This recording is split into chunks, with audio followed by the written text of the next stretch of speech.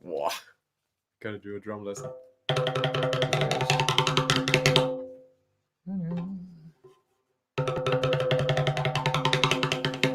right. Okay, so I keep forgetting. All right. Oh, wait, I forgot to do that. So, if you're joining us, hello. We are Another Mother. This is the podcast that we do after the show. Our friend Ayana, all the way from Ohio, joined us today. Hey, Ray, how you doing? And she's going to be a guest in just a second. I'm just sharing this stream out to a couple other pages so that it gets seen. And that's what's up. Hope everybody's having a great day today. We just had an absolutely fantastic time on our show. That was so much fun. Oh, indeed fun. That was. And I learned a lot, man. Like, that's, what a win for. I got so many questions. Yeah, absolutely. All right, so we just got to do this. Boom. And finally, one more. Let's go. Oh, wait, not that. All right, here we go. And we're just about on it. I wish there was an automatic button that did everything at the same time. That's doing everything? Yeah. Boop. I basically wish I had a robot is what I'm trying to tell you. Yeah? Yeah, I'd love a robot. A nice robot. Not well, let's do a kids show, a robot show. No, let's not. Not now, just for the future. One of these days. All right, so here we go. If you're just joining us, thank you very much. We just finished up our kids show, and we had a special guest. But before we go that, we're going to do our thing. 1, 2, 1, 2, 3. Hello. Hey, what key? In 1, G. 2, 1, 2, 3. Hello. Welcome to the show. Hello. Welcome to the show. Man, what a cool thing. This is I believe the third time I've attempted to have someone on the show, and it finally worked. And that makes me so happy. There's some technical stuff that we had to get through, but we're going to bring her on. She came on. She's coming all the way from Ohio. Her name is Ayana Edwards. Hello, Ayana. Welcome back. Hello. Hi. Oh my goodness, we're so happy that you joined us. I got to tell you, we can really feel that you love your job just based on my conversations with you in the past. And I follow you on TikTok, of course. And I love hearing you talk about your job. And when you sent me the videos, I had asked Ayana a couple weeks ago, we were trying to make this happen. She sent me, I was like, can you send me a song? She sent me 5. She sent me 5 songs. And not only did she send them, she also gave us some incredible, pedagogical background as to why they function. On the surface, these songs can sound fairly simple, okay? But they definitely serve some practical purposes. So, Ayana, if we can start with our first song, Willaby Wallaby, right? Could you tell us a little bit about, how you use that? I use it to help the kids remember their names. And it's also a good song to introduce rhyming to.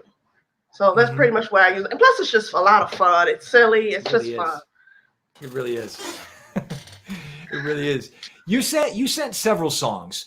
And with the second song that we did, which is, of course, also an elephant song, that's sort of like a great time killer. Like, oh, no, food's not ready. What do we do? Yes. Right. But there was another song that we didn't get to today. But it was like, say your name, do your dance. I forget which. Oh, hold on. I wrote it down. Cool Cat. Cool Cat. Can you sing that for us? Okay. Hey there, guy. You're a real cool cat. You got a lot of this and a lot of that. Turn around, do your dance, sit down. It's a great song to get the kids to come a certain time to. It's fun. It gets them excited. It's just awesome. And let me ask you, when they're doing their dance, are they all doing like a different dance, or are they all just, is everybody putting their own twist on the dance? Everybody's doing their own dance. This is freedom of expression. They just doing their own thing. That's really, really cool. And it also gets them on their butts. Yes. Because it's hard, man. especially toddlers, it's hard to get them to come to the circle. So you got to get them pumped up and ready. So we got to cut. I mean, Freddie definitely has some questions, but I want to ask you something first, just for some context. How long have you been working in childcare? 12 plus years.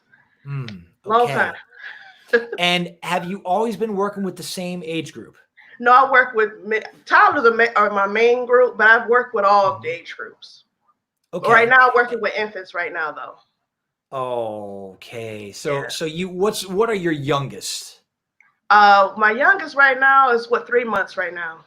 Oh my goodness! They give you the babies. Yeah, tiny. Oh wow! And what are the oldest kids that come to your? We go to 12 years. It's a childcare center. Childcare center up to 12 years. Yes. Okay. All right. So you're basically handling your position is to handle the younger ones, or you're directing? I wasn't clear on that. I do both. I just actually took the toddler position job again because we needed a toddler teacher, but I also do the assistant director too. So I kind of the boss and a teacher. So yeah. Okay. So you see, oh man, that's a lot. Mm-hmm. Yeah, I believe it. You said you had some questions for Ayana. I wanted to ask the same questions basically, but how is the situation in Ohio? Was it right? Yeah, in Ohio, with like all the social work. How's the situation here? Because here in Germany, it's not so. Yeah, people are kind of like working very hard, not getting as much money as I would give them. But how are the circumstances here in your country? Pretty much the same. Okay. Well, our child care center, we became a pandemic center, so we can't take any other children besides children's parents that work in the medical fields. So a lot of our kids got cut out. Like we don't get to see a lot of our children, but we see the pandemic children, the children's parents that work in the medical field or firefighters. We get to see them. So it's actually really pretty hard because we miss our kids. Yeah, I believe it. So. I just want to sum that up. The essential medical workers. Yes. You're taking care of their kids. Yes, but we can't take if our parents did not work in that field, they cannot come to the center. Oh, so it's been pretty hard. Yeah, it's been hard. I believe it. And how many kids you guys got right now? Like 20, but it could be more if we could accept all the rest of our kids. But right now, 20. And what kind of capacity do you have in normal circumstances? We could take up to 80 kids in the building that we have, but like I said, it's got cut pretty short because we can't take everybody right now, and the teacher ratios are pretty low too. So I'm only allowed to have 4 children in my group. Okay. When I usually could have 7. Okay, I mean, I still think that's pretty amazing. 7 to 1 is a pretty great teacher ratio. In here, it's like 15 to 1, something like that. Well, 40. When my daughter was in kindergarten, my son was in kindergarten, or my son is now in kindergarten. They have two. I think there are 26. There are 24, 26 kids in my son's group, and they got 2. Okay. Like I said, that's. I mean, 7 to 1 is still pretty cool considering, but 4 to 1, that's good for the kids. Yeah. Way better. My oh my. So when we initially talked, you said, you got to thinking and you said, boy, I really use music throughout the day. I do. Can you talk to us maybe a little bit more about how you deploy music during your day when you are working with your kids, and maybe how you use it differently depending on the age group?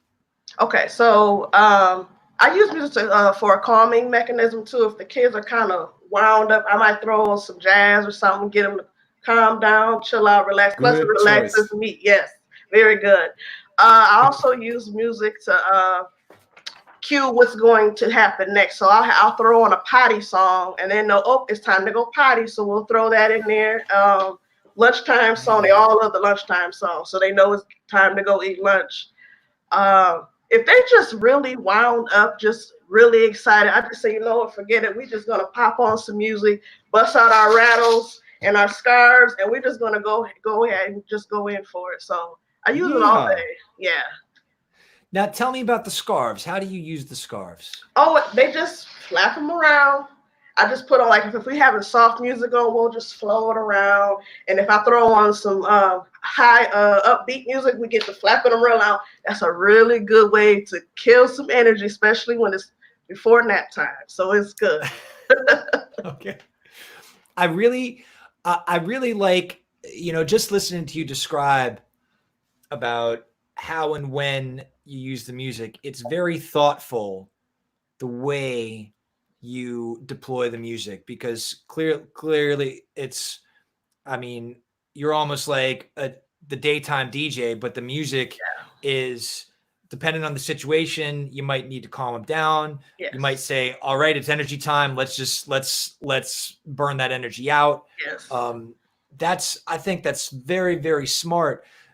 There's a conversation I had with my mentor years ago that I've told Freddie about sometimes, which is I studied painting and drawing. Okay. And my mentor would tell me, people walk around and they are aesthetically blind.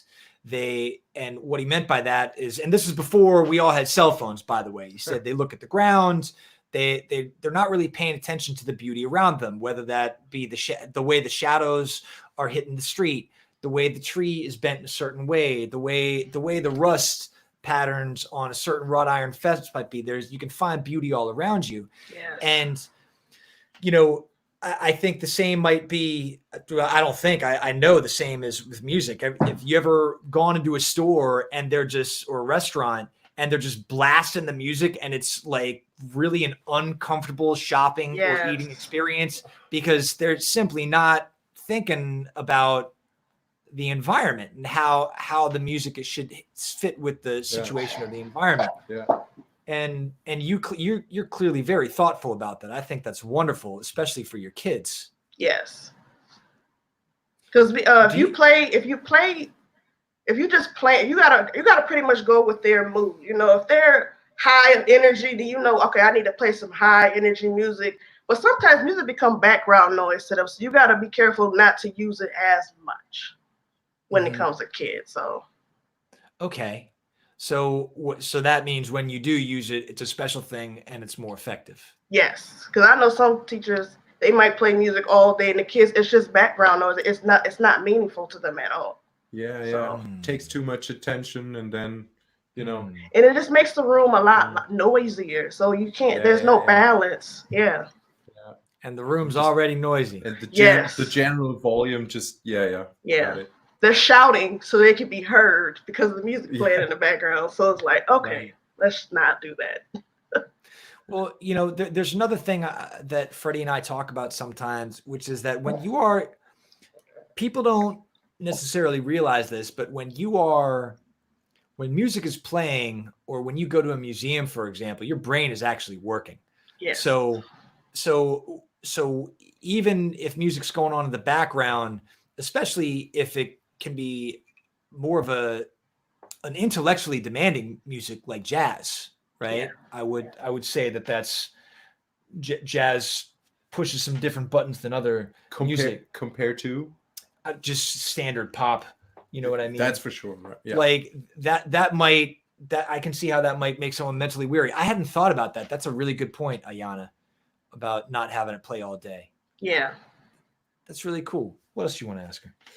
Like, I'm just curious about how things work in other countries, because here we don't get as much support. Like the music pedagogic is kind of like a kind of utility job for kindergartners and how do you mean that?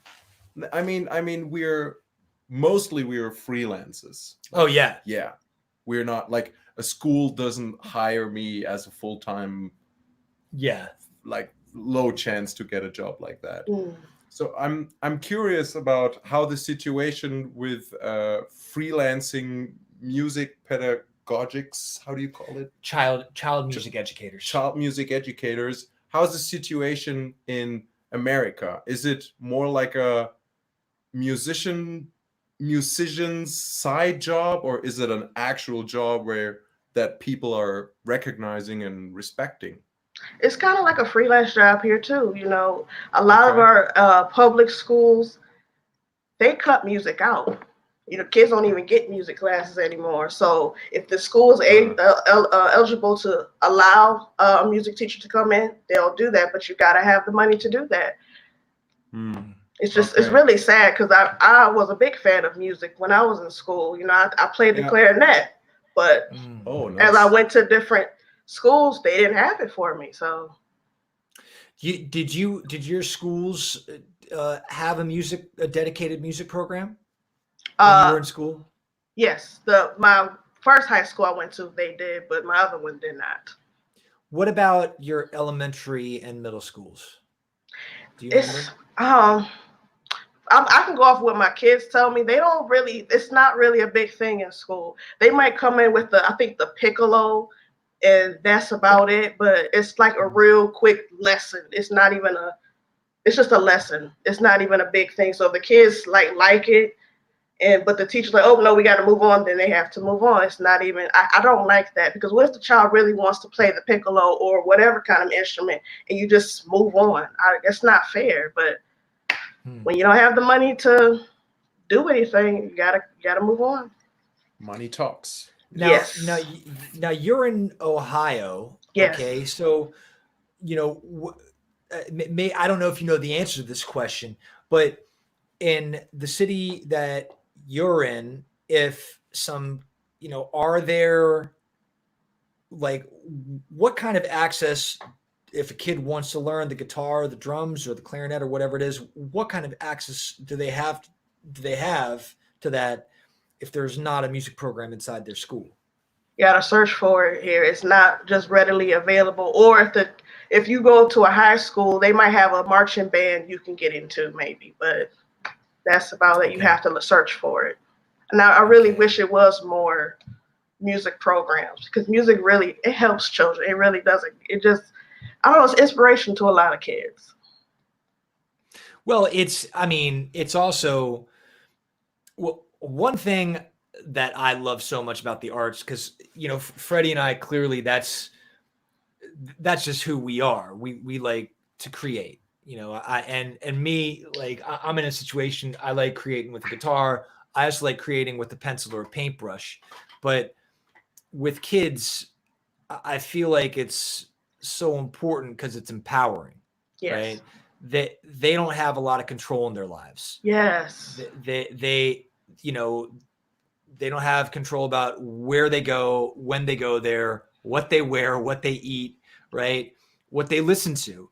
Yes. And then, for me, like I've always let my kids play with my stuff without hopefully trying to break it. Although if they've put a few cracks in my guitar that I've had to fix, that's the price you pay. But there's something I think that happens when a kid gets to bang on an instrument for the first time. Maybe it's a drum. Do you ever notice, do you ever see those aha moments when a kid, can you ever tell when you've got a kid come in your class, you're like, this is the first time this kid's ever played an instrument? Does that ever? Yes. It's kind of romantic.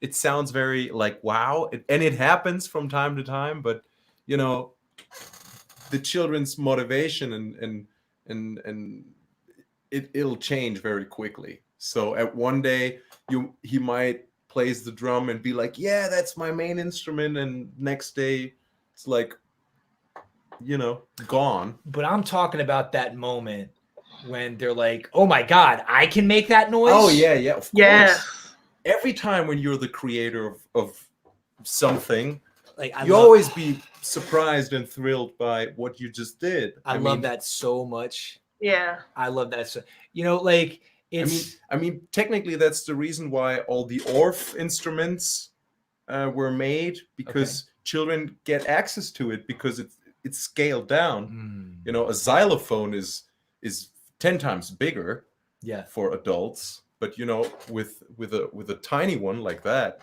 people or children really, you know, get into it way They quicker. do. Yeah, it's just it's one of those things where that, and I feel like that's something that doesn't just apply to kids though. You know, I've met adults who for the first time they took a drawing class or started something later in their life, because it's not like with sports.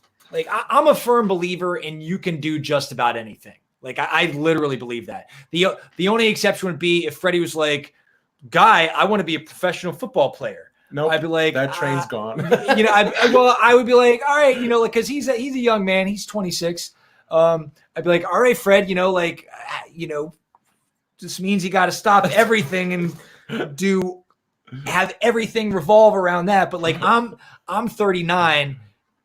I think that ship's pretty much sailed for me.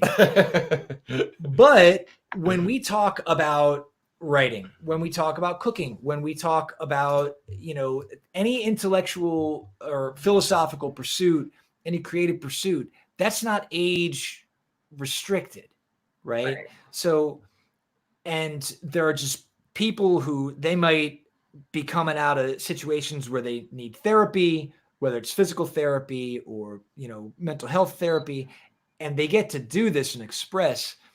It's just so cool. And Yeah. I wish it was held with more value by our educational system. Yeah, me too. Me too. And it's not only about competition. I mean, when you get when you become a very good soccer player or football player, it always, the main component is competition, right? Because you know that's the way it is. With music and art, it's not necessarily like that. Oh no, I want to destroy everybody. You know, yeah, except in your case. I mean, he really, like, good luck on that. But it's more cooperation than it can be competitive as well. But every time you create stuff, every time you compose stuff, every time you experience music, it's just the experience itself that makes it good and you know, joyful in a way, if that makes sense. So it's very important to share an experience with the children. It's not about who can play this or that instrument better than another kid. You know, it's always sharing and remembering songs. Well, but I want to get back to ask Ayana something here. Ayana, you've got I'm going to take a wild guess here. I think you've got a pretty eclectic musical taste. You were calling for us to play some David Brubeck a few weeks ago. What else do you like? Oh, the good question. Yeah, what kind of stuff do you play for the kids? That maybe from your own personal influence that you like to share with them? Oh, this is funny. So I actually introduced my little toddler friend to the band called America. Have you heard of him? Yeah, of course. The Horse with No Name. He absolutely loved that song. And I introduced him to Fleetwood Mac. I like to do different cultures. We did some African songs a few days ago, and on Cinco de Mayo we did some Spanish songs. I introduce them to everything, anything, because I like, you know, it keeps me going too. So, yeah. And I know some people are like, you're not playing Duck Duck Goose. I'm like, I'm not a Duck Duck Goose all day type person. I like to Thank you. Put it all around.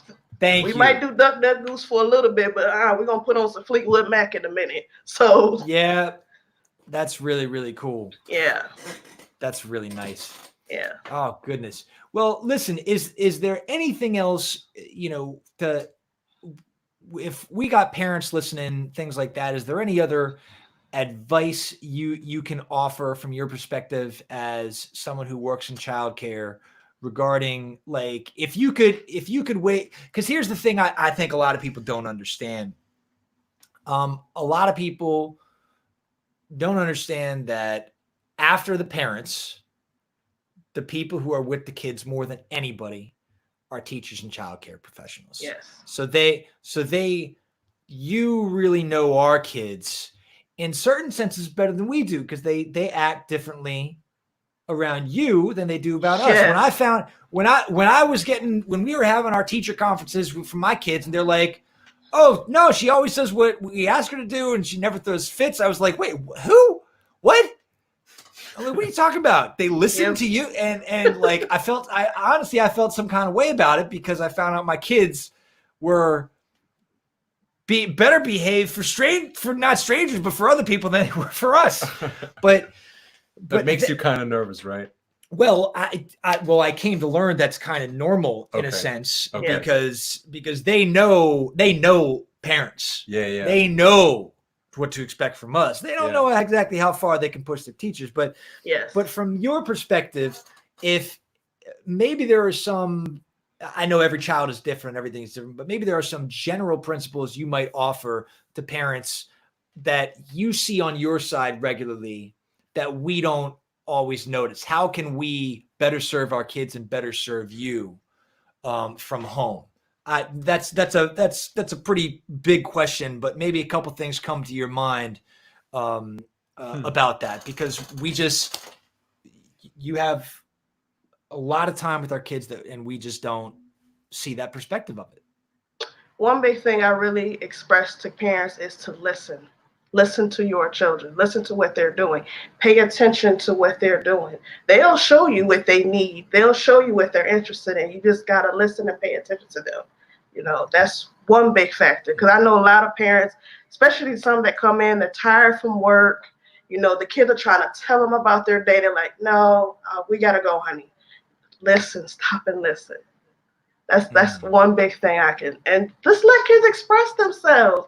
If they want to scribble all over a paper, let them do it. If they want to beg on the table, let them do it. Sometimes that helps them get their energy out. It helps them express themselves. I have a kid now that he loves to drum on the table. That keeps him calm. And you know what? Go ahead, buddy. Do that. So, yeah. That's pretty awesome. Yeah. Well, listen.